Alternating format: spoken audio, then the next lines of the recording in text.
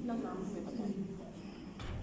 मेरा नाम आचार्य महंत संत सर्वेश्वर दास शास्त्री जी महाराज और मैं यहाँ पर पिछले 25 वर्षों से आचार्य महंत का पद संभाल रहा हूँ और भक्तों के लिए सद्गुरु की भक्ति को प्रसारित कर रहा हूँ। जी, तो आचार्य जी आज हम कवि जयंती मना रहे हैं, तो कवि जयंती मनाने के पीछे क्या महत्व है और इसके आज के जीवन में इसकी क्या प्रासंगिकता है, इसके बारे में बताएं।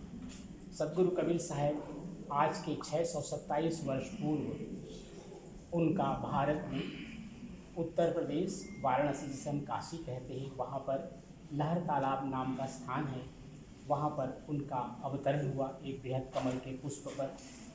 और हम सब जानते हैं कि जन्म तो सारी दुनिया लेती ही है, तभी तो इस संसार में हम आते हैं, लेकिन सद्गुरु कबीर साहब का अवतरण हुआ वो सूर्य के किरणों से एक पुंज के रूप में ये किरणों के पुंज के रूप में वो एक विकसित कमल पुष्प पर आए और बालक का स्वरूप धारण किए।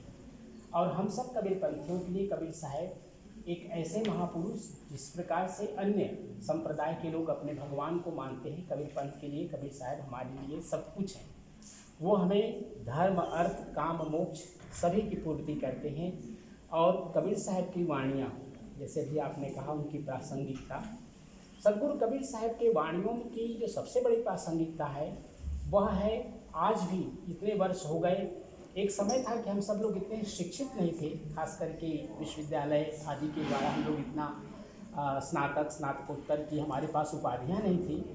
तब हमारी स्थिति ये थी कि हम एक दूसरे के प्रति जातिवाद को लेकर के, गरीब अमीरी को लेकर के, यहाँ तक कि रंगों को लेकर के, ये गरीब ये काला है ये गोरा है, इन सब को लेकर के हम सब लोग एक दूसरे के प्रति भाव रखते थे। सद्गुरु कबीर साहब ने अपने समय में इन सब को तोड़ा और उन्होंने कहा कि जिस प्रकार से एक सोने का गहना, चाहे हम उसको कान में धारण करें, गले में धारण करें, हाथ में कंगन के रूप में धारण करें, सोना सोना ही रहता है, इसी प्रकार परमात्मा ने हम सबको मनुष्य बनाया है और हम सब एक, किसी प्रकार का भेदभाव नहीं करना चाहिए।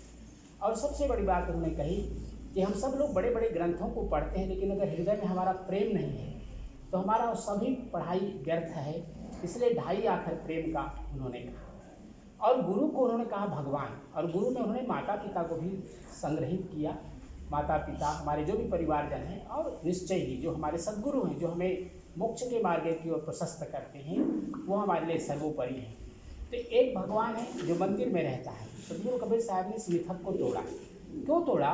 उन्होंने देखा कि लोग तीर्थ यात्रा के नाम पर बड़ी बड़ी यात्राएं करते हैं और वहाँ पर जाकर के कर्मकांड के नाम पर अपनी सारी संपत्ति जो जीवन भर की कमाई है उसको गंवा देते हैं। कबीर साहब ने कहा मुँह को कहाँ ढूंढे बंदे, मैं तो तेरे पास हूँ, मैं तुम्हारे पास हूँ, तुमको भटकने की ज़रूरत नहीं है। कहीं भी इधर उधर किसी के द्वारा बरगलाने में आपको आने की आवश्यकता नहीं है। और सब घट मेरा साइया सोने से जन को, जब व्यक्ति भक्ति करता है तो उसको परमात्मा की प्राप्ति हो, चाहे वो जंगल में रहे चाहे घर में रहे। कभी भी उन्होंने नहीं कहा कि एक संत के लिए परिवार छोड़ने की आवश्यकता है। ये उनकी सबसे बड़ी बात थी।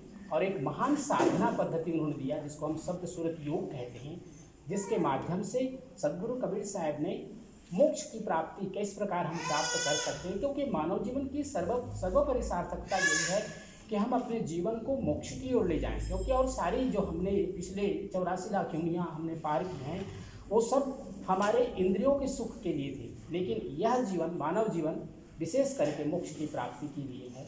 इसका मार्ग उन्होंने प्रशस्त कराया इस शब्द सूरत योग साधना के माध्यम से।